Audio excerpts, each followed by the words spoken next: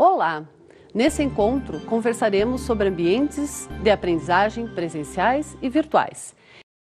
Inicialmente, apresentarei alguns conceitos fundamentais para a compreensão, tais como aprendizagem, conhecimento, ambientes de aprendizagem e ambientes virtuais de aprendizagem.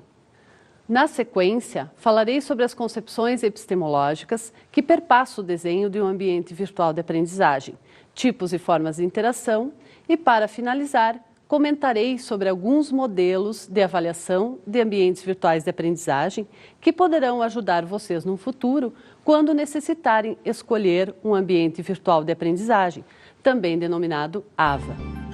Iniciaremos agora com os conceitos e contextualização. No entanto, antes de falarmos sobre ambientes de aprendizagem especificamente, é necessário discutirmos o conceito de aprendizagem e de conhecimento, pois todo e qualquer ambiente de aprendizagem é constituído a partir de uma crença sobre como o sujeito aprende e conhece. Essa compreensão orientará a forma como os processos de ensino e de aprendizagem serão desenvolvidos, as metodologias que serão utilizadas, como será realizada a mediação pedagógica e a avaliação. Passamos então a refletir sobre o conceito de aprendizagem.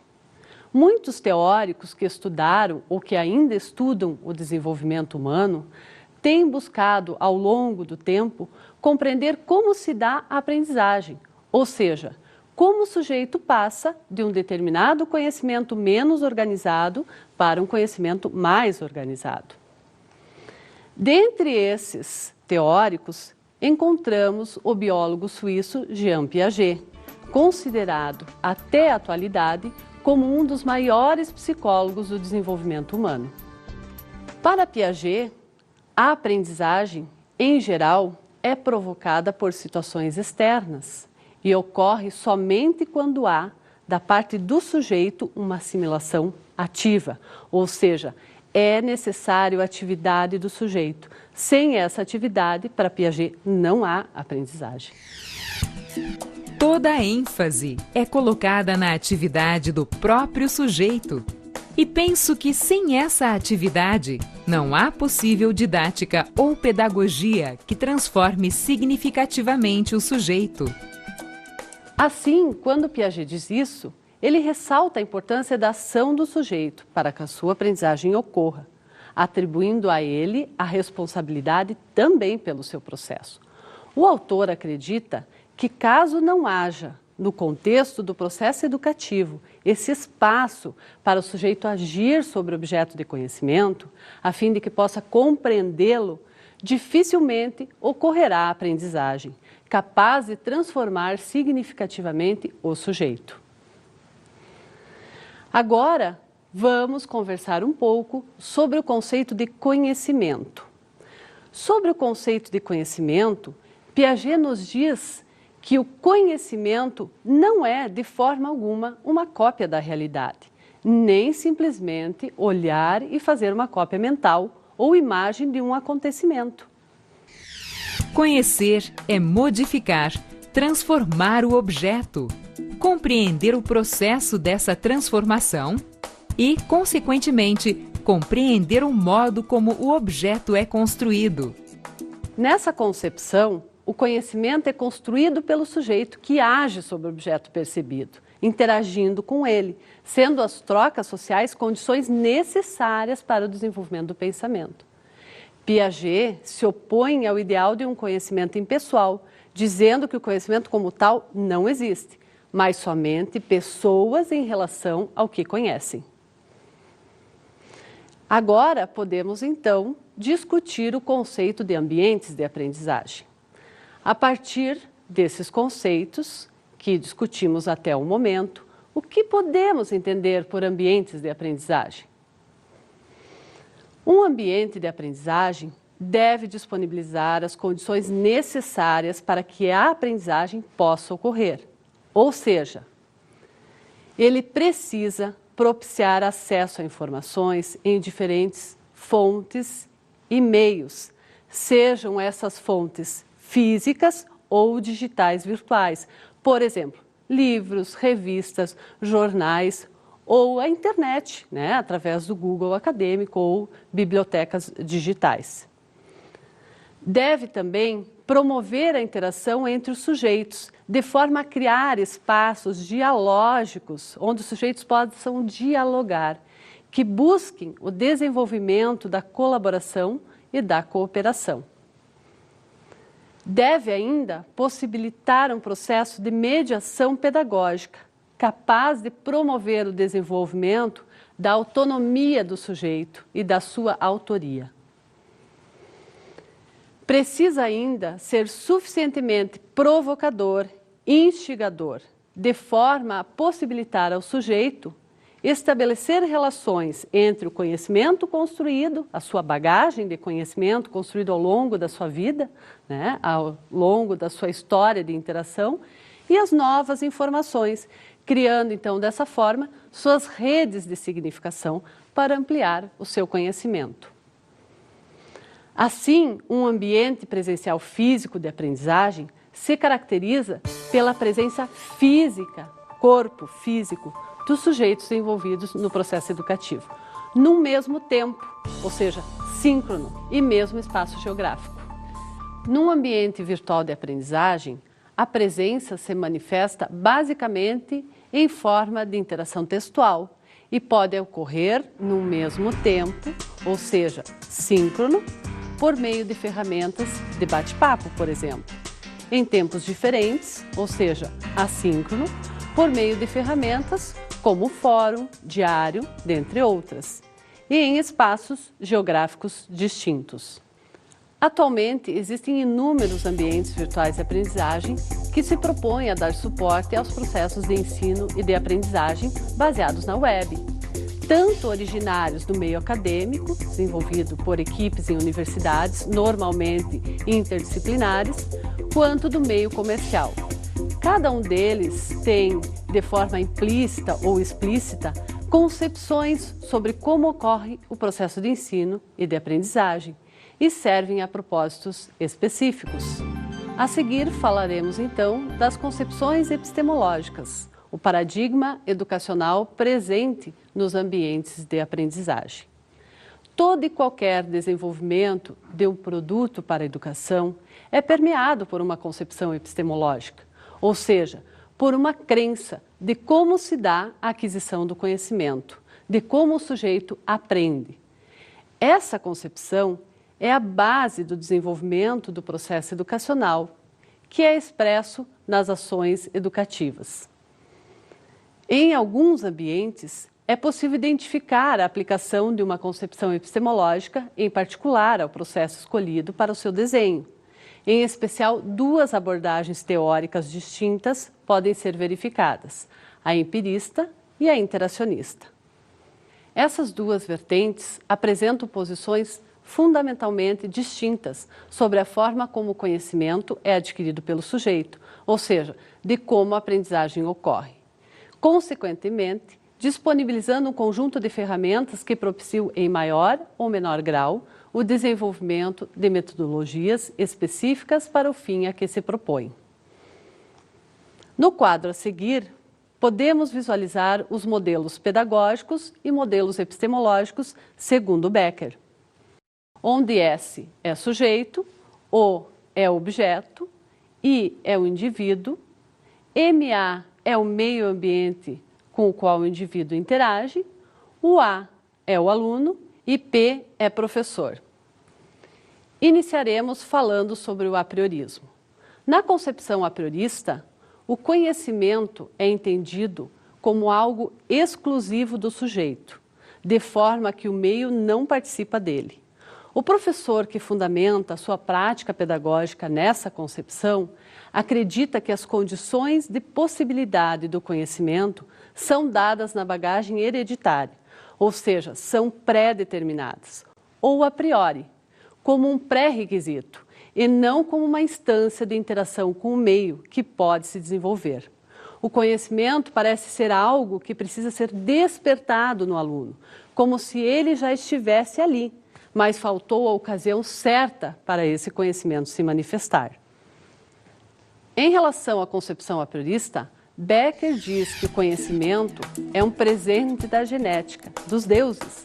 Com certeza, o conhecimento não provém do meio, do mundo, do objeto, nem é uma construção do sujeito, em interação com o objeto. Os professores que fundamentam sua prática pedagógica no apriorismo costumam manifestar a sua crença de que a aprendizagem é um dom.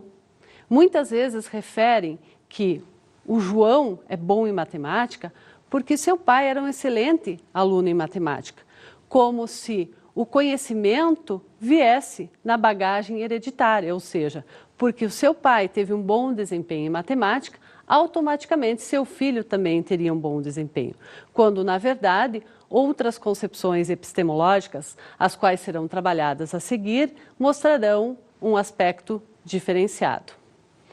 Enquanto o apriorismo centra o processo no sujeito, o empirismo, que é uma outra concepção epistemológica, centra o conhecimento no objeto, ou seja, entende o conhecimento como algo externo ao sujeito, algo que precisa ser necessariamente passado, sendo adquirido pelos sentidos e dessa forma impresso na mente do sujeito. O professor que fundamenta a sua prática pedagógica nessa concepção acredita que a transmissão de conhecimento é o que garante a aprendizagem e o bom desempenho do ensino. O aluno é entendido como uma tábula rasa, é passivo e o professor é ativo, ou seja, o professor transmite e o aluno recebe essa transmissão. Essa concepção encontra apoio na psicologia comportamentalista, no associacionismo, no behaviorismo e no neobehaviorismo. Em relação à concepção empirista, Becker afirma que a postura epistemológica empirista se caracteriza por atribuir aos sentidos a fonte de todo o conhecimento. A crença de que o conhecimento acontece no ser humano por reprodução, pela via sensorial, pela representação sensível, ou seja, se acredita que pelo fato de o aluno ver e ouvir é que a aprendizagem vai acontecer. Contrapondo a visão apriorista, que centra o conhecimento no sujeito, e a empirista, que centra o conhecimento no objeto, surge a concepção interacionista. Na concepção interacionista, o conhecimento é entendido como resultado de um complexo processo de interação entre o sujeito e o meio, ou seja, o objeto de conhecimento. O professor que fundamenta a sua prática pedagógica nessa concepção oportuniza o acesso à informação, de forma que o aluno se aproprie do conhecimento e experimente o processo de aprendizagem. O professor atua como mediador, problematizador, instigador, orientador, articulador do processo. Deve estar claro para o professor que é a ação do sujeito em interação com o objeto de conhecimento e demais sujeitos que participam do processo, que é realmente importante no processo de aprendizagem. Segundo Becker, o professor pode e muitas vezes deve expor unidades de matéria aos alunos. Isso não significa que esteja necessariamente professando a crença empirista na transmissão do conhecimento. A exposição é vista como útil, necessária e perfeitamente compatível com uma epistemologia crítica, desde que não seja entendida como condição suficiente de aprendizagem, mas como um momento importante de um processo pedagógico ativo. Nesse contexto, a informação é entendida como meio e não como fim. É claro que a informação, o conteúdo é necessário, mas fundamental é como o sujeito vai interagir e a sua interação com esta informação, como ele vai construir o seu conhecimento num processo de colaboração e de cooperação com os demais. É isso que nos propõe a concepção interacionista. É nesse aspecto que iremos, então, agora discutir a questão da interação e aprendizagem em AVAs. No contexto da aprendizagem, A interação é compreendida como fundamental para que o sujeito possa construir conhecimento. Ou seja, sem interação não há construção do conhecimento. Para evidenciar melhor o que acabamos de discutir, vou apresentar agora um trecho do filme Sociedade dos Poetas Mortos. Mr. Anderson, so you're sitting there in agony. Come on, Todd, step up. Let's put you out of your misery. I didn't do it. I didn't write a poem. Mr. Anderson thinks that everything inside of him is worthless and embarrassing. Isn't that right, Todd? Isn't that your worst fear? Well, I think you're wrong. I think you have something inside of you that is worth a great deal. I sound my barbaric yelp. The rooftops of the world. W. Uncle Walt again. Now, for those of you who don't know, a yelp is a loud cry or yell. Now, Todd, I would like you to give us a demonstration of a barbaric yelp. Come on, you can't yelp sitting down. Let's go. Come on, up. Gotta get in yelping stance. A yelp. No, not just a yelp. A barbaric yelp. Yelp. Come on, louder. Yelp. Oh, that's a mouse. Come on, louder. Yelp. Oh, good God, boy, yell like that. There it is. You see? You have a barbarian in you after all. Now, you don't get away that easy. Picture of Uncle Walt up there. What does he remind you of? Don't think. Answer. Go on. A madman. What kind of madman? Don't think about it. Just answer again. A crazy madman. Oh, you can do better than that. Free up your mind. Use your imagination. Say the first thing that pops into your head, even if it's total gibberish. Go on. Go on. A sweaty-toothed madman. Good God, boy. There's a poet in you after all. There. Close your eyes. Close your eyes. Close them. Now, describe what you see. I close my eyes. Yes? And this image floats beside me. Sweaty-toothed madman. The sweaty-toothed madman with a stare that pounds my brain. Oh, that's excellent. Now, give him action. Make him do something. His hands reach out and choke me. That's wonderful, wonderful. And all the time he's mumbling. What's he mumbling? Mumbling truth. Yeah. Truth like a blanket that always leaves your feet cold. Forget them. Stay with the blanket. Tell me about that blanket. You push it, stretch it, it'll never be enough. You kick at it, beat it, it'll never cover any of us. From the moment we enter crying to the moment we leave dying, it'll just cover your face as you wail and cry and scream.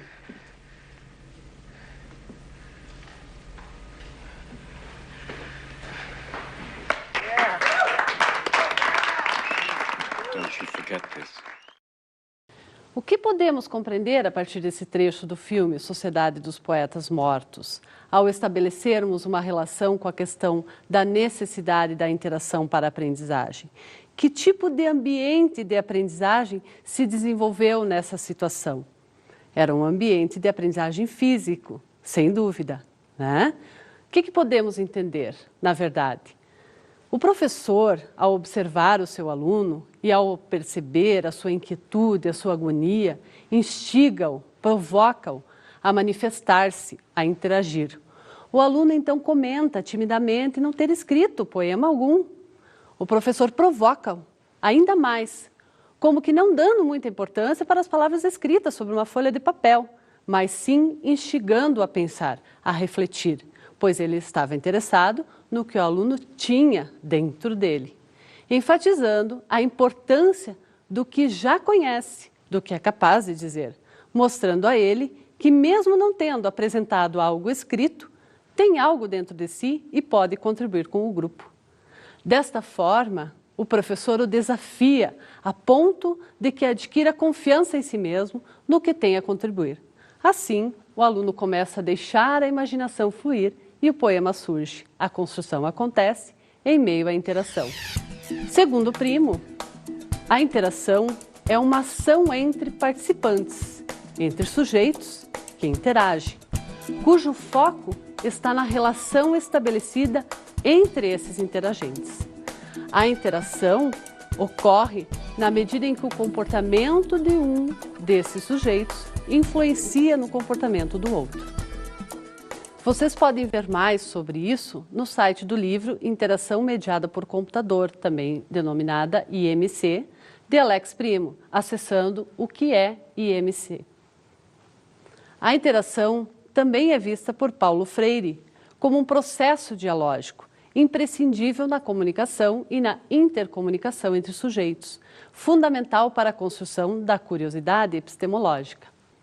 A interação pode ocorrer de um para muitos, possibilitada nos meios de comunicação de massa, nos quais uma mesma mensagem é enviada para todos a partir de um centro de distribuição, como, por exemplo, na televisão ou no rádio, de um para um e de muitos para muitos, possibilitadas pelas tecnologias digitais virtuais.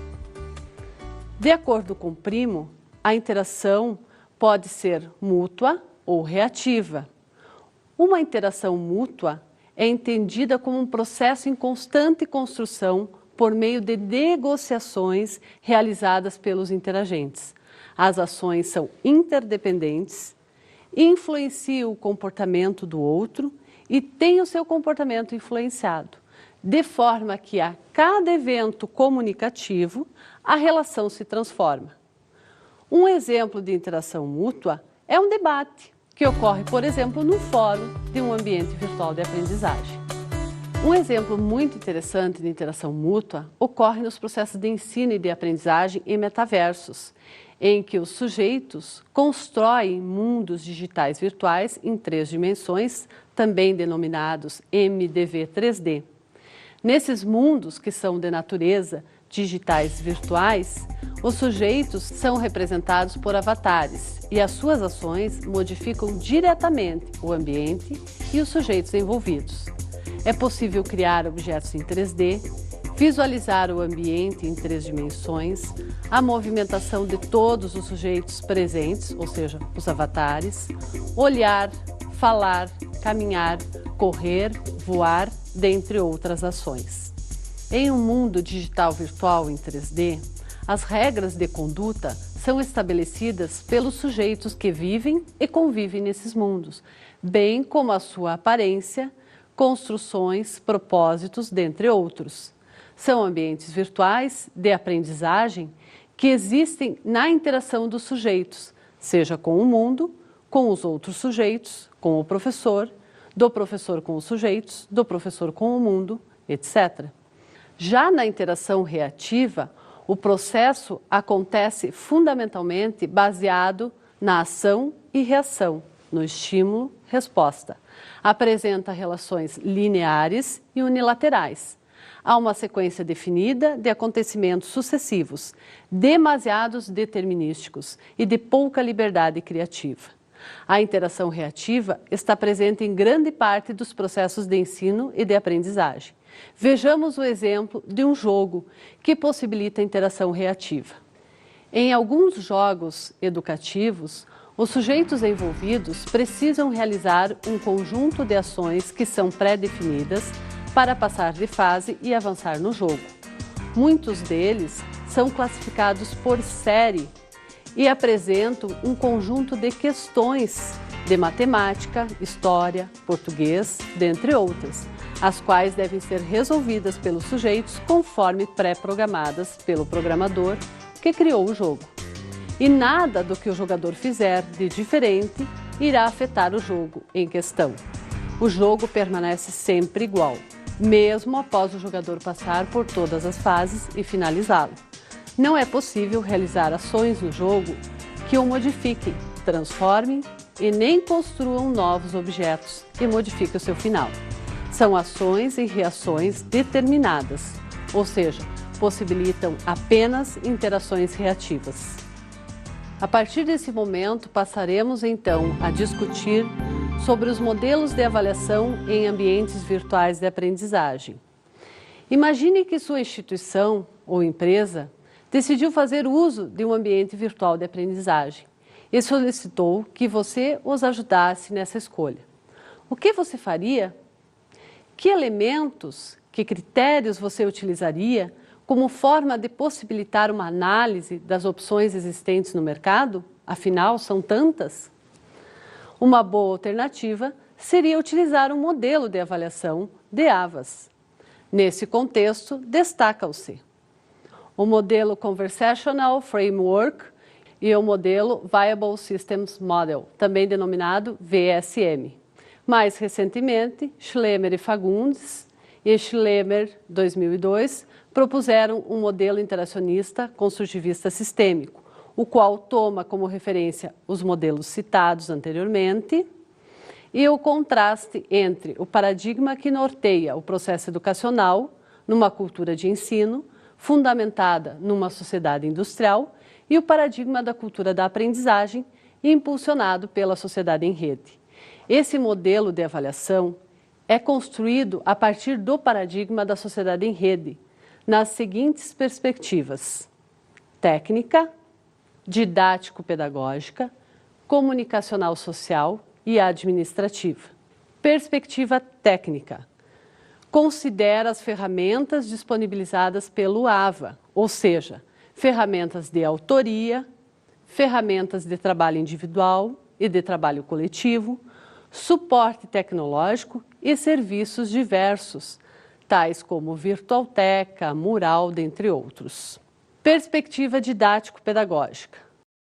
Analisa as questões de cunho epistemológico e os paradigmas educacionais que fundamentam a criação de um AVA. Perspectiva comunicacional social. Analisa a dinâmica nas interações comunicacionais e sociais que um AVA possibilita. Perspectiva administrativa. Considera questões referentes à administração das comunidades dentro do AVA e o papel dos diferentes atores, conceptores de comunidades, articuladores, alunos, secretários, dentre outros. Esse modelo foi aplicado para avaliação de AVAs e, a partir dessa aplicação, perpassada por um processo de reflexão sobre o modelo, foi revisto e ampliado por Schlemmer, Sacol e Garrido em 2007. Assim foram consideradas as múltiplas perspectivas, ou seja, a perspectiva técnica, no modelo original, foi agregado um bloco de questões a serem avaliadas, que dizem respeito à adequação geral e usabilidade do sistema, no qual se procura avaliar o ambiente, especialmente do ponto de vista da adequação às atividades de apoio à educação presencial física e à educação à distância.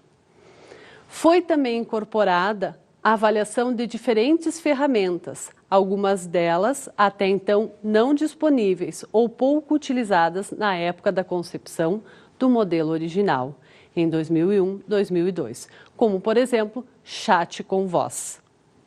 Da mesma forma, as questões que estavam sob a perspectiva comunicacional social do modelo original foram fundidas à anterior, perspectiva técnica, uma vez que ambas as perspectivas estão estreitamente interligadas, de acordo com as possibilidades que o sistema oferece em termos de comunicação e interação social. Essa fusão entre os elementos tecnológicos e comunicacionais sociais está fundamentada em uma perspectiva de construção social da tecnologia. De acordo com essa perspectiva, não é possível separar totalmente os elementos sociais e tecnológicos, uma vez que toda tecnologia é uma construção social. Assim, denomina-se esse novo bloco de questões como pertencendo a uma perspectiva tecnológica e comunicacional social. Questões puramente de cunho técnico, que não referentes às funcionalidades do AVA em si, tais como manutenção técnica, configuração de microcomputador necessárias para rodar o sistema, dentre outras, foram incorporadas a uma nova perspectiva de proposta, denominada de perspectiva de gestão, que envolve questões relacionadas à gestão da tecnologia por parte dos administradores da instituição de ensino. Perspectiva didático-pedagógica. Expandiu-se o bloco de questões que foca a avaliação do processo de ensino e de aprendizagem. Como mencionado, além da mudança nessa perspectiva, uma nova perspectiva foi incorporada ao modelo, a perspectiva de gestão. Essa perspectiva envolve questões de cunho administrativo, relacionadas ao custo, ao processo de compra e de manutenção futura da ferramenta na instituição de ensino.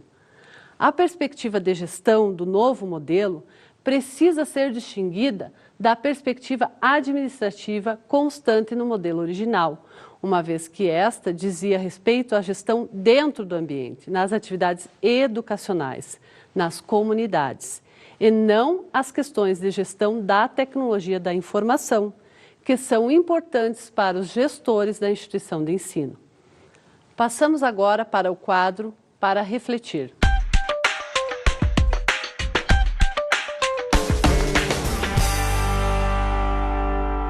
Educar na atualidade significa utilizar as tecnologias digitais virtuais nos processos de ensino e de aprendizagem.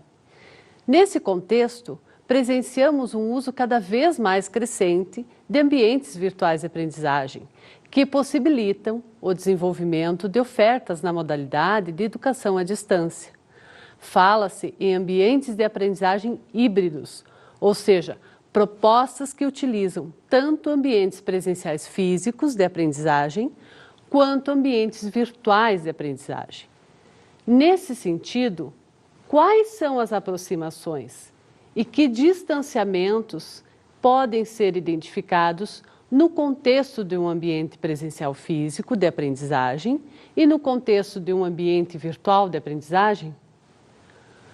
Quais são as vantagens de utilizar um ambiente de aprendizagem híbrido?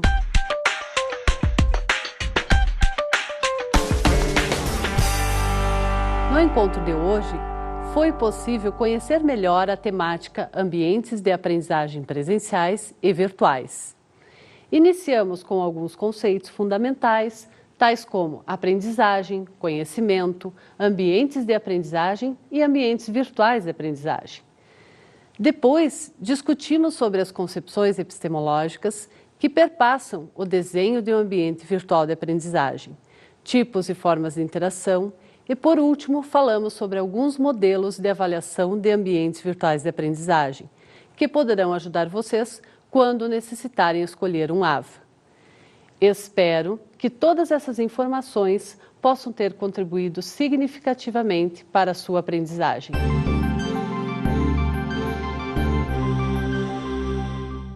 Como dicas de estudo para aprofundar a temática discutida no nosso encontro de hoje, trago para vocês o livro Ambientes Virtuais de Aprendizagem, com organização de Rômeu Melgaço Barbosa, pela editora ArtMed. Nesse livro, vocês vão encontrar diferentes artigos que tratam sobre a temática de ambientes virtuais de aprendizagem, desde artigos com aspectos mais técnicos até artigos relacionados às questões mais didático-pedagógicas. Uma outra dica também relacionada à aprendizagem em ambientes virtuais é esse livro, cujo título é Aprendizagem em Ambientes Virtuais, Compartilhando Ideias e Construindo Cenários, organizado por Carla Beatriz Valentini e Eliana Maria Soares, da editora UX. Além desses dois livros, tem um artigo que eu acredito que vai ajudar vocês no momento da análise dos ambientes virtuais de aprendizagem, que é o artigo Um Modelo Sistêmico de Avaliação de Software para Educação à Distância como Apoio à Gestão de EAD, de Eliane Schlemmer, Amarolinda Zanella Sacol e Suzane Garrido, que está nessa revista de gestão da USP, a revista número 1. Ainda como dica de estudo, sugiro que vocês assistam na íntegra o filme Sociedade dos Poetas Mortos, a fim de que vocês possam verificar a forma como o professor atua com os seus alunos, criando os seus ambientes de aprendizagem.